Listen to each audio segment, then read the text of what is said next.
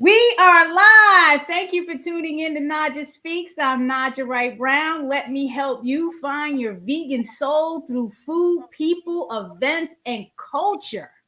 Today, we're going to talk about reducing animal cruelty in fashion brands. How do we do that, and why should we be doing that? Welcome, Omowale and Nadia, founders of Black VegFest and Liberation Farm in New York State. How are you doing this morning?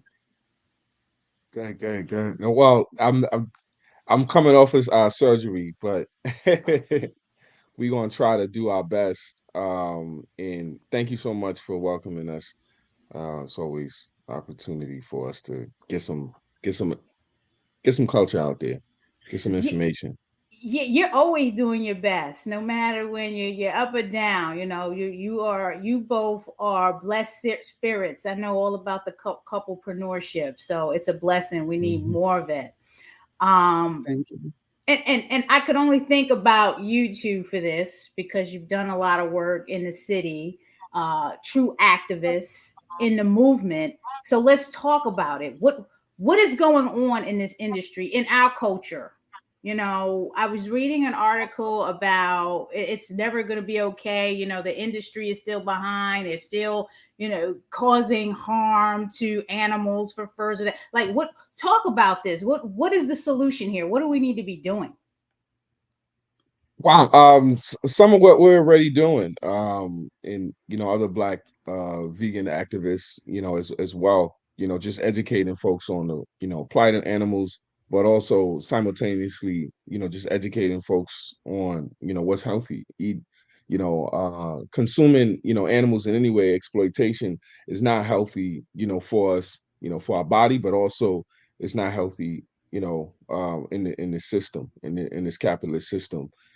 So it's it's horrendous what they do to a lot of the animals, and just taking their skin off while they're alive.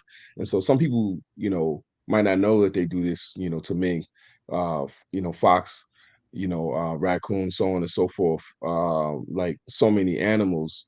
And it's profiteering. So now, how do we actually, combat that? Vegan festivals, like Black Veg Fest, Vegan Soul Fest, we're just educating the people. One of the things that we did, last year was take folks, on a visit to Woodstock Farm Sanctuary. So we want to take them to, farm sanctuaries, you know, um, and just allow them to kind of learn and see the personality of cows, sheep, so animals that they see and they feel like we automatically entitled to their bodies. So if we just look at that, what makes us entitled to animal bodies, and applying that, we'll recognize that that's just exploitation. That's just capitalism and the capitalist system. And Yeah. see, that was going to be another question I was going to ask: the relation between the commodification of animal bodies and the past commodification of black bodies. Do you want to speak to that? Because our people know where we've come from. This mentality, and I've had rabbit jackets back in my day, living in the projects. Mhm. Whether it's peer pressure, whether it's because everyone's doing it, the shearlings, the boots, or whatever. Um, how Sheepskin. has Right. exactly the sheepskins, the shearlings, all of that type of stuff. Right. How do we best move? So we have the festival. You have Black Veg Fest, Vegan Soul Fest, all other festivals that cater to our demographic, our cultures. How what do we do? Because there's this attitude about, well, it's my money, or if I'm about the food, I'm about the food, but I'm not giving up my leather. And da, da, da, da. What is this mindset? Like, how do we re-educate people on? I don't know how to call it. Like, what does it make you feel to wear the dead animal on your back or on your feet? Like, how do we re-educate people on that? What is the best way to do it? Especially in times of insensitivity, people are seeing people get killed, and it's like, what does it really matter? Mhm. Nadia, you want to take that one? Or Um, I feel like one of the ways of even knowing that there's possibility of wearing something that's not cruel is looking up brands, looking up there's vegan leather out there. There's a lot of uh materials that take place of actual animal skin. right. Um, and just doing the research, looking at documentaries. I know sometimes that could be harsh and feels traumatic, but those things are important to educate yourself on how these things are happening. And once you do that, it kind of feels different to wear something that caused so much harm to another being. Do you know of I, any black mhm. fashion brands right now that are changing the fashion game towards ethical fur and fashion? Like anyone off the top? I mean, I've looked the, I shop at New York and Company, because you have, and I try to, make ethical decisions, but I really like to seek out, okay, is this a black brand? Is this a Latino brand? A BIPOC brand? Those brands that we can put out there. There are some brands. Let me tell you. Just I'm not as prepped right now. There's two brands. I think And I can't. Tafari is their vegan leather. Mhm. Those are mostly bags. There's Loci, I believe, LOCI. There's a vegan sneaker brand. So there are a few out there. There's more coming up. Right. But it's something that you have to really kind of just look into. But if you don't find it, if you're interested in designing, you can come up with one yourself too. Because we definitely need more out there. Definitely. Right. My husband surprised me with a backpack and a carry-on tote for travel, and it's in my favorite color. If anybody doesn't know, lavender is my favorite color, Nice. and it was like this uh with lizard type of skin, but it's not leather. And it's made. Oh my god! I wish he was here so he can give you the name of the company. And the bag is downstairs, So just mind me. I'll post it later in the comments. But this is a black brand, and let me tell you something. It looks fantabulous, and it just Mhm. always amazes me. Like why aren't we just shifting to this? We know it causes less harm, and just visualizing, like you said, watching these documentaries where they're tearing off the skin, even thinking about wool and shaving the wool off the sheep. Although people say, well, it's not killing them, it's still taking something Mhm. that's theirs.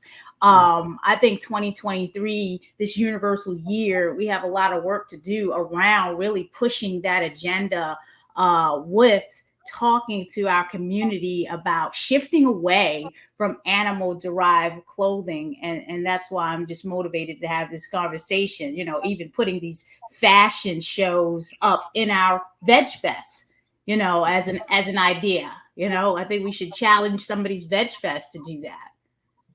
That's true. There is one, Just Redor, and there was another one, but Just Redor came to Black Veg Fest, and they're black owned, vegan brand. They have like they appeal to folks in sports. They have a lot of athletic wear, and that's JUSREDOR. So Just Redor. So we have some brands coming out. I know, Nadia was, also looking at, coming out with a brand as well, Ooh, let's communicating go. that, you know, In the and, future. in due time. We got so many things it's on our plate, right now. But we're really trying to stay away from capitalists because I mean, if you look at, and I know folks, they pay so much attention to what's happening in like the right now, right? Like there's a lot of things that's like big, but it's no longer big now, right? And so it's just really having, we trying to be solid. We want to be solid for the people. Not just, have something that's just memorable for, for a little while. Like I feel like, the work that Harriet Tubman does is lifelong. Like we're gonna remember that, for decades, centuries, that particular work. So that's what we invested, in that particular work. So with Liberation Farm, like everything on there, is vegan. Everything that we trying to produce is regenerative. You know, everything is about self-determination. So when animals come onto the property, and like that's a space where they're not going to be, attacked. We had another space. We had so many turkeys, Right. like they had their own spot. They had their own spot, and then and it might be like 10 of them, 10 of them, the family, they doing a bunch of things, and we just out there just, taking video, Right. photos. It's beautiful to see, to be honest. Yeah, just to let animals actually, be. But I think one of the reasons why people feel like they need, these items, because it's expensive. If it's expensive, weird. If it wasn't expensive, then folks wouldn't care about it. Like, let's just be straight up. Like, folks wouldn't What care does about that it. It's not like mean? people are wearing it. What does that mean? It's expensive. That's what I Status want to get at. What does that Right. mean, Nadia and It's a Omowale? status. What does that It's like mean? Does it's like that a bother you status because it's symbol, expensive? You feel like you're wearing something expensive, you think you're going to get more respect, or looked at a certain way. So it's not a good thing. If we Where go does that if we come even from? go Where does that if come we go from? back, European culture, mostly, but it doesn't mean that we didn't have, like, feathers, certain items, and things of that nature, you know, um, in all these different cultures. Whether you go to Africa, or the Americas, it doesn't mean they didn't have that. But I mean, this idea that this costs thousands of dollars, is something that is alluring to a lot of people. Oh, this is, it's attractive, and we've been trying to, to do that. I think a lot of times we try to skip over our history, like it's too tough, like we don't want to deal with it, because it's too difficult. So it's like, say you were born in, 1980, right? um well, you can't just operate in life like, it's 1980 and beyond. You know what I mean? You have to do the Right. history to understand why certain things go certain ways in certain places. So it takes time for us to understand this, to unravel, to get history, together. It's not a well thing.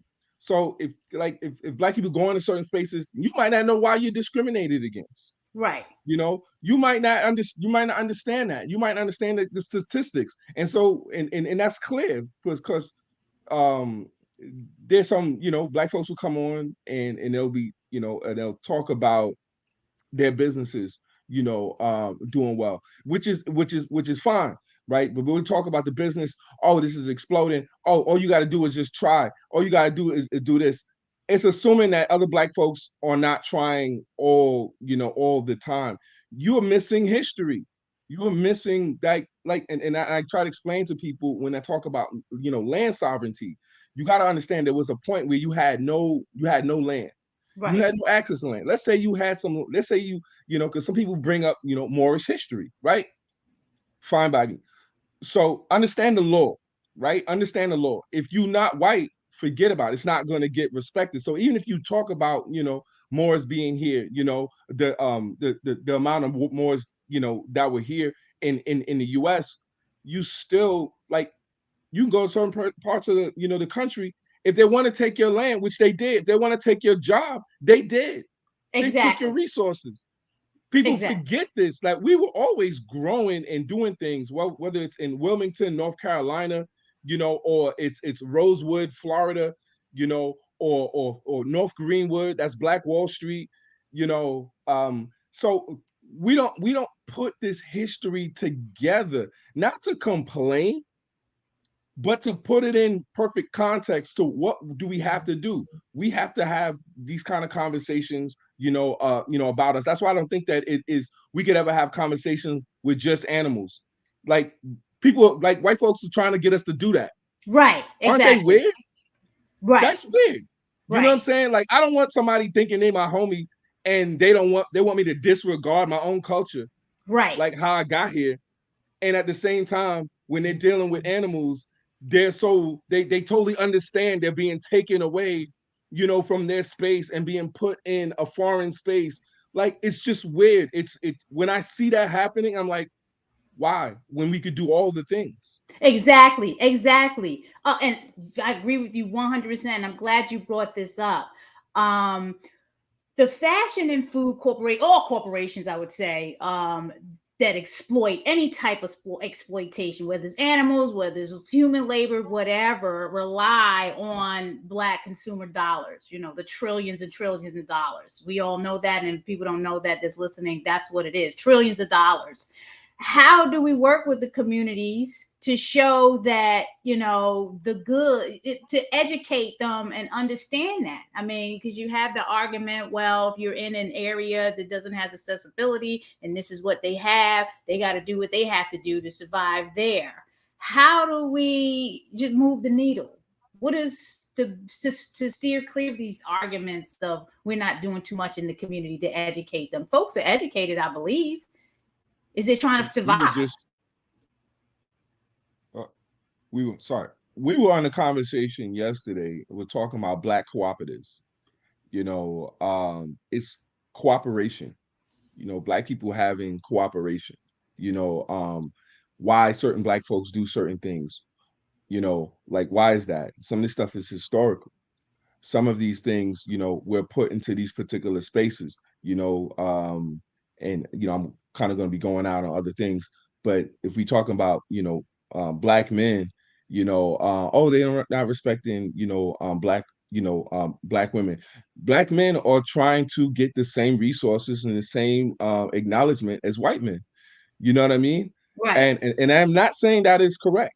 And the same thing, Black women are trying to be revered, and not have to struggle all the time,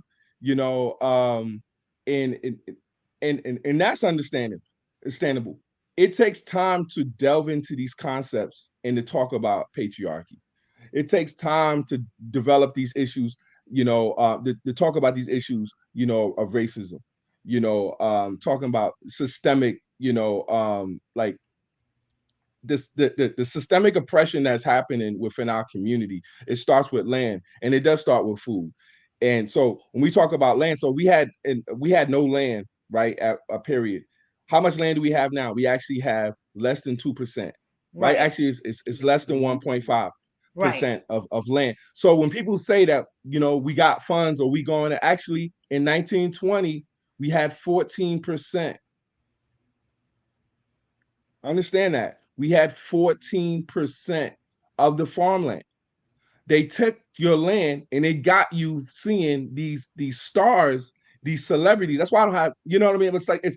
It's like I don't want jewels. I don't do this for trinkets. Right. And it's tough to even explain that to people. You know what I mean? Like her and these things, they only make you feel like I'm worthy. Anytime, anybody. It don't matter if it's they Black, you know what I'm saying? Anyone. People put these expensive things on there. They want to feel special. They want to feel special. And that's the short of it, because we haven't figured out that we are actually special. We are special people. Yes. You know what I mean? We are special people.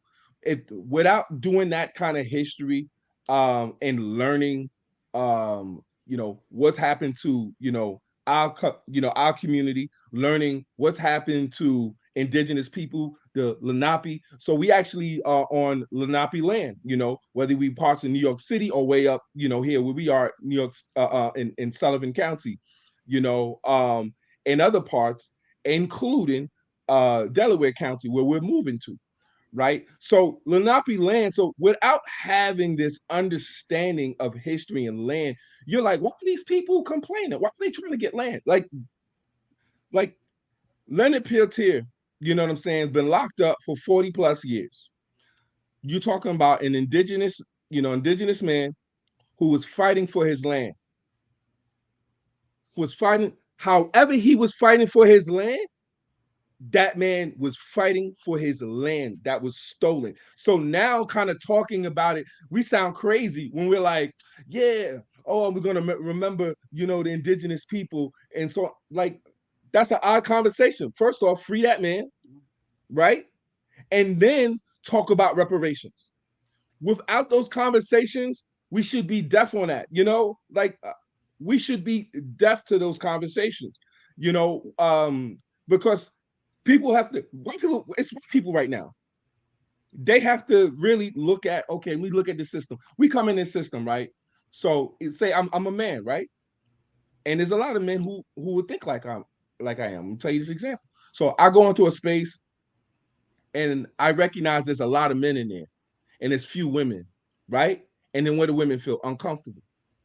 I have to take this knowledge, right, and assume that this is a workout area, right? So it automatically resonates with us, and we understand, yeah, women might not feel comfortable like working out in that space. When you have this, and you get this comes from history. This also comes from history. Yes. How women, are treated out here. So we'll deal with that, right? We'll deal with that, and I watch white people deal with that. We'll deal with gender issues, in terms of people being who are non-binary. I got to understand that. I understand that. I see what that is. There's some people who can't wrap their head around that because they look like a man and they actually feel like they think like a man. Right. You know what I'm saying? So right.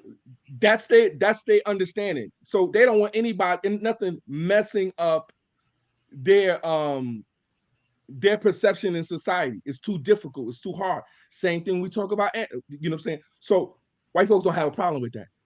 We talk about animals, right? Removing like cows within, a matter of, 2 weeks, right? A baby calf, right? And they're going to slaughter that calf.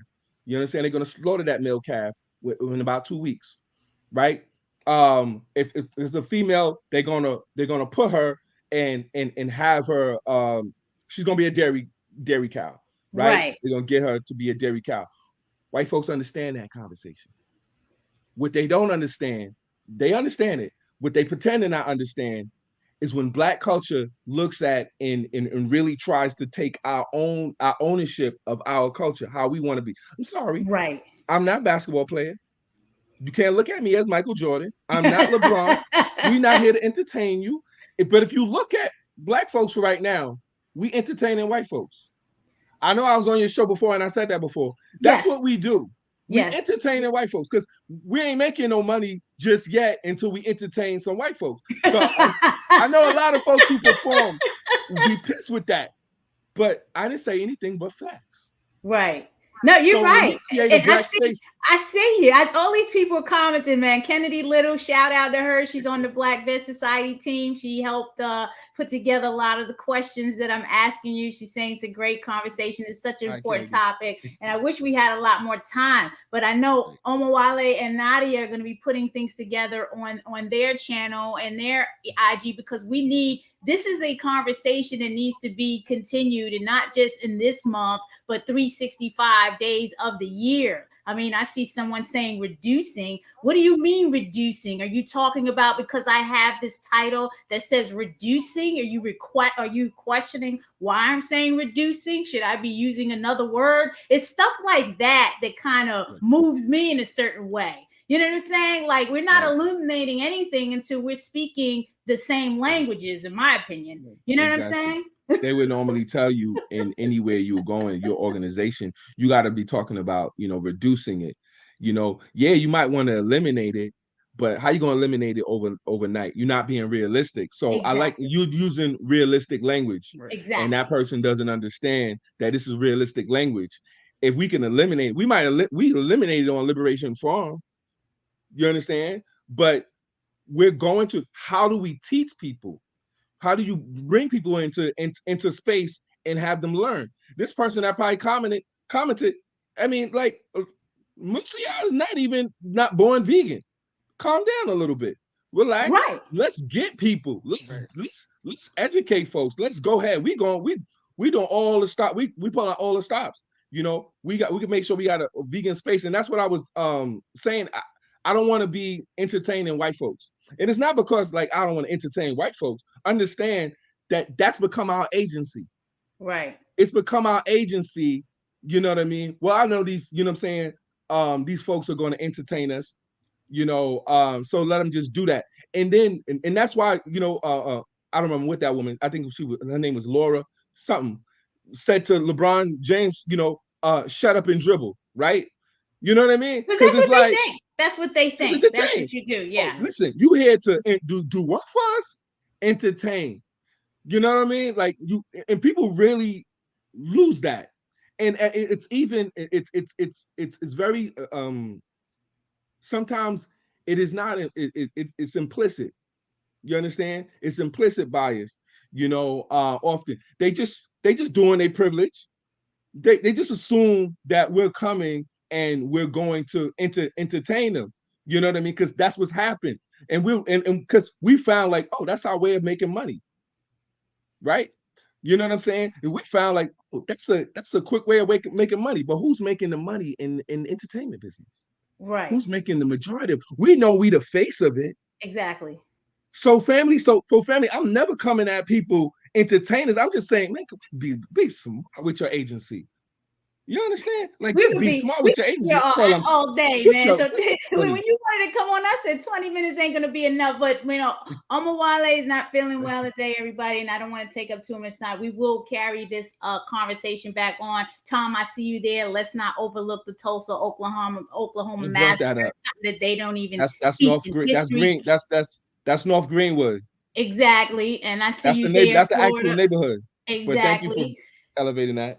we got fur is not fashion. I think that's where we're trying to get at. Fur is not fashion, and we should end fur sales now. Anything that is cruel to animals that we don't need any longer. There's a lot of research we have to do on fashion brands. So let's do that. And before I leave out, I want to do my little selfless shame promotion, and then I want you to carry us out, Nadia, with what you need in your space. So you're tuning in to Naija Speaks. Naija Speaks is a product of the Black Veg Society. Please, we're meeting people where they are on their holistic health, vegan, and plant-based journey. Please support us at blackvegsociety.org. We don't just take the money and just use it for us. A lot of times we're supporting other organizations such as Liberation Farm, Black VegFest, other VegFests throughout the country. So please, we do need your support. Subscribe, like, share, comment, tune in to NaijaSpeaks.com Thursdays live at 11. Nadia, Omowale, what's your call to action? What should people be doing for you? Well, you can sign up on our website for mailing lists to see what's coming up.